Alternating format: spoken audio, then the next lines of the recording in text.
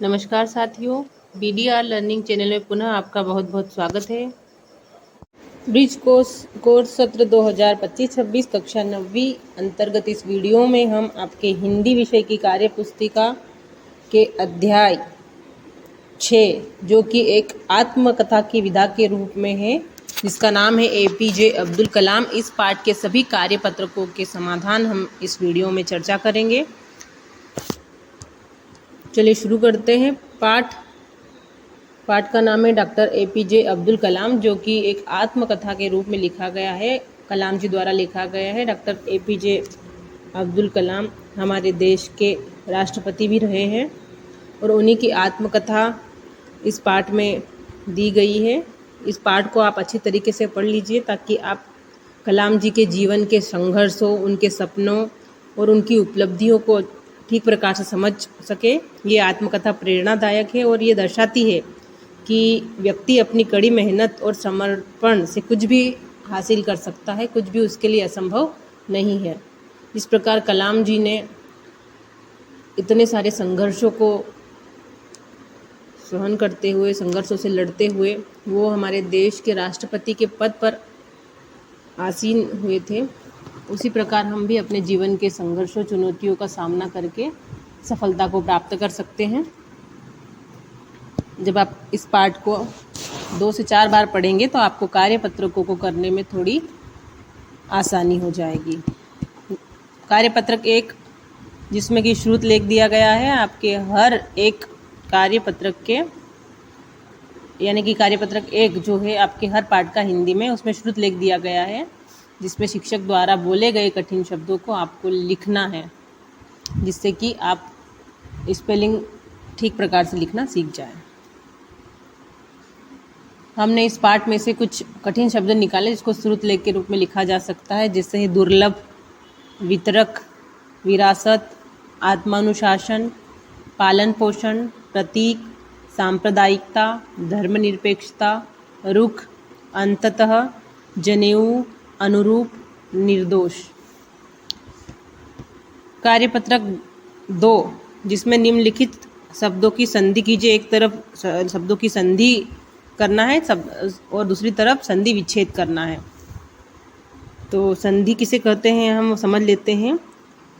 संधि का अर्थ होता है कि 2 शब्दों या वर्णों के मेल से एक जो नया शब्द बनता है उसे संधि विच्छेद कहा जाता है। जैसे यहाँ पर 2 शब्द है, पहला शब्द है तथा, उसमें जोड़ दिया गया है एवं, तो जिससे नया शब्द बना है तथैव, इसे ही संधि कहा जाता है। यहाँ पे 2 से अधिक शब्दों या वर्णों के मेल से जो नया शब्द या जो विकार उत्पन्न होता है उसे संधि कहा जाता है।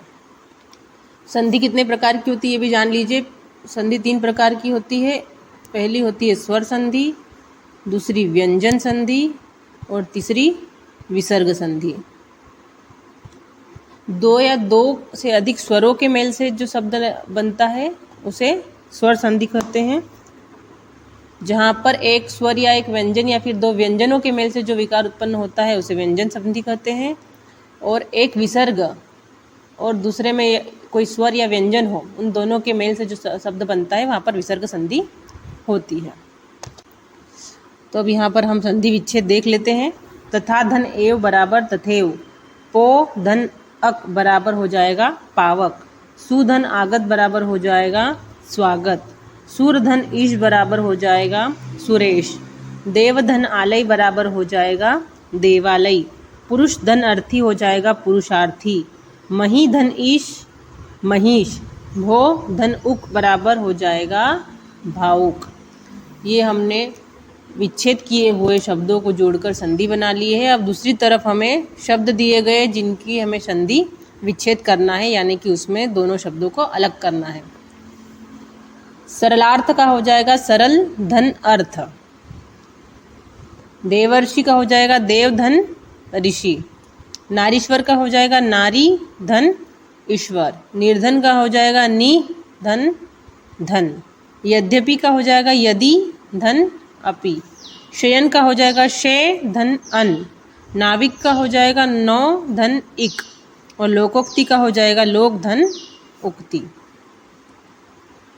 बढ़ते हैं कार्यपत्रक 3 की तरफ। कार्यपत्रक 3 में आपको एक तरफ मूल शब्द दिए गए हैं और दूसरी तरफ उसमें शब्दांश जोड़ा गया है, जिनको जोड़कर एक नया शब्द बनेगा। जैसे देखते हैं, एक तरफ है विज्ञान और उसमें एक शब्द जोड़ दिया गया है, एक शब्दांश, तो ये दोनों मिलाकर बन जाएंगे वैज्ञानिक। इसी प्रकार से हमको प्रतिभा धनवान बराबर प्रतिभावान, सम्मान धन इन इत बराबर सम्मानित, गाड़ी में हम वाला जोड़ देंगे तो गाड़ी वाला, चट धन नी बराबर चटनी, फूक धन नी बराबर फूकनी, गरीब में ई जोड़ा जाएगा तो गरीबी, किराए में दार जोड़ देंगे तो हो जाएगा किराएदार, प्रयोग धन शाला बराबर प्रयोगशाला, स्वभाव में एक जोड़ने पर मिलेगा स्वाभाविक, भारत में ये जोड़ने पर हो जाएगा भारतीय, लकड़ में हारा जोड़ने पर हो जाएगा लकड़हारा, पालन में हार जोड़ने पर हो जाएगा पालनहार, धन और वान को जोड़ने पर हो जाएगा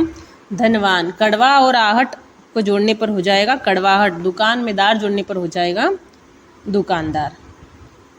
तो मूल शब्द में शब्दांश जोड़ने पर एक नया शब्द प्राप्त हो जाता है, जिसका अर्थ भी बदल जाता है। कार्यपत्रक 4 में एक तरफ आपको वैज्ञानिकों का नाम दिया गया है और दूसरी तरफ उन्होंने किन चीज़ों की खोज की थी उनका नाम दिया गया है। तो आपको पता लगाना है कि कौन से वैज्ञानिक ने किस वस्तु की खोज की थी या किस नियम की खोज की थी। आपको जोड़ी मिलाना है। पहला है सर आइजैक न्यूटन, न्यूटन जिन्होंने गति के नियम की खोज की थी और गुरुत्वाकर्षण के नियम की भी खोज की थी। तो पहले को मिलाएंगे हम 8 से। दूसरा है अल्फ्रेड नोबल, जिन्होंने आविष्कार किया था डायनामाइट का, उन्होंने डायनामाइट की खोज की थी। तीसरा है एमिल बेर्लिनेर, जिन्होंने खोजा था ग्रामोफोन, ग्रामोफोन का इन्होंने आविष्कार किया था। चौथा है एडमंड हेली, एडमंड हेली ने खोज की थी धूमकेतु की। पांचवा है गैलीलियो गैलीली, जिन्होंने आविष्कार किया था टेलीस्कोप का। छठा है अलेक्जेंडर ग्राहम बेल, जिन्होंने टेलीफोन की खोज की थी। जॉन नेपियर के द्वारा खोजा गया था नेपियर लघुगणक। और मैरी क्यूरी ने खोजा था रेडियम। ये जोड़ी हमने मिला दी है। बढ़ते कार्यपत्रक 5 की ओर। कार्यपत्रक 5 में आपको 2 कॉलम दिए गए हैं। पहला है कॉलम अ और दूसरा है कॉलम ब।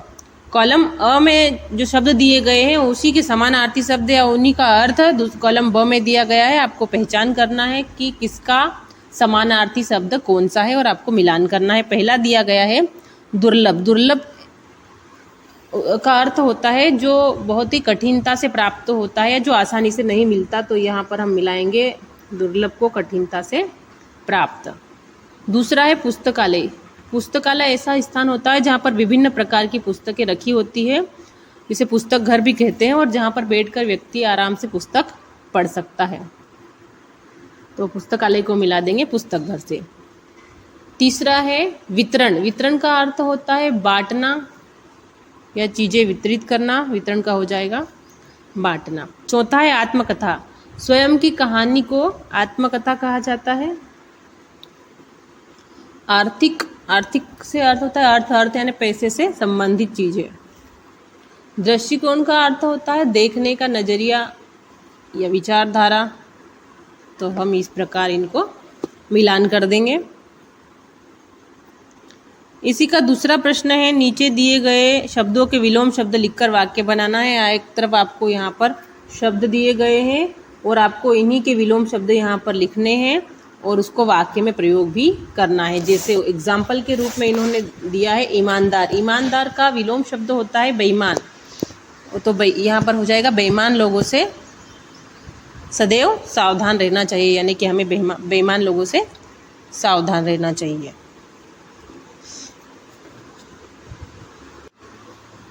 दूसरा है विश्वास। विश्वास का हो जाएगा अविश्वास। यहाँ पर लिखेंगे हम अविश्वास। विश्वास का अर्थ होता है भरोसा और अविश्वास का अर्थ है भरोसा न होना। तो हम अविश्वास का शब्दों में प्रयोग करेंगे कि लोग उस पर अविश्वास करते हैं, अर्थात लोग उस पर भरोसा नहीं करते। तीसरा दिया गया है धर्म। धर्म का विलोम हो जाएगा अधर्म। वाक्य में प्रयोग आप कर सकते हैं, अधर्म से बचकर रहना चाहिए। चौथा है नौजवान। नौजवान का विलोम शब्द होगा बूढ़ा। वाक्य में प्रयोग करेंगे बूढ़े लोगों का सम्मान करना हमारा कर्तव्य है। अगला है असमानता, जिसका विलोम शब्द होगा समानता। सभी को समानता का अधिकार प्राप्त है। नेक्स्ट है दुख। दुख का विलोम शब्द होता है सुख। सुख और दुख जीवन के दो पहलू है। गुण। गुण का उल्टा हो जाएगा अवगुण। प्रिया को सभी में अवगुण दिखते हैं। लास्ट है अंत। अंत का हो जाएगा आरंभ। अंत का विलोम या उल्टा शब्द होता है, विपरीत शब्द होता है आरंभ। हर अंत एक नए आरंभ की शुरुआत होती है। तो इस प्रकार आप अपने अनुसार भी इन शब्दों का वाक्य में प्रयोग कर सकते हैं, या फिर आप इस वीडियो के माध्यम से, स्क्रीन के माध्यम से भी आप देखकर वाक्य में प्रयोग कर सकते हैं। और ये हमारा कार्यपत्रक समाप्त होता है, ये चैप्टर भी हमारा समाप्त होता है। दोस्तों, यदि वीडियो आपको अच्छा लगा हो तो वीडियो को लाइक करें, अपने दोस्तों तक वीडियो को शेयर करें, और आप यदि चैनल पर नए हैं तो चैनल को सब्सक्राइब कर लें, क्योंकि जल्द ही आपकी कक्षाएं प्रारंभ होने वाली है। स्कूलें आपकी सुचारू रूप से चलने लगेंगी, तो आपको विभिन्न प्रकार की पाठ्य सामग्री जो आपको परीक्षा में सफल होने के लिए आपकी सहायता करेंगे, हमारे वीडियो के माध्यम से, हमारे चैनल के माध्यम से आपको उपलब्ध कराई जाएगी। तो चैनल को अवश्य सब्सक्राइब करें। मिलते हैं जल्द ही नेक्स्ट वीडियो में। Thank you.